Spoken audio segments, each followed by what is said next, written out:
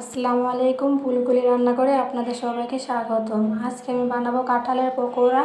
তো এখানে আমি আমার পরিমাণ মতো কাঁঠাল নিয়েছি। কাঁঠালগুলোকে এভাবে কুচি কুচি করে কেটে নেবে।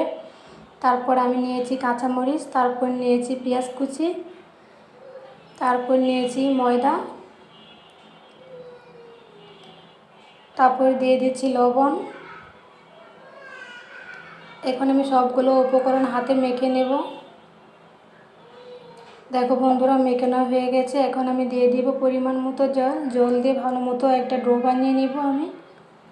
দেখো দেখো বন্ধুরা, আমার ডো বানানো হয়ে গেছে।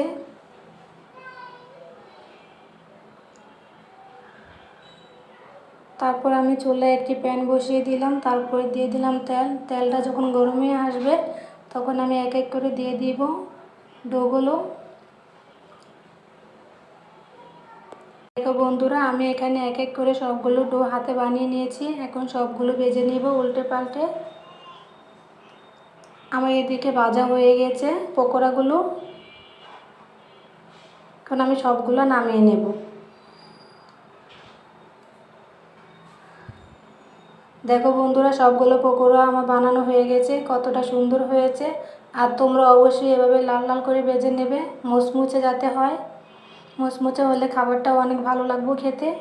তোমরা অবশ্যই বাসায় একবার বানিয়ে দেখো। কাঁঠালের পকোড়া খেতে অনেক মজা হয়। আজকের মতো এতটুকুই। আল্লাহ হাফেজ।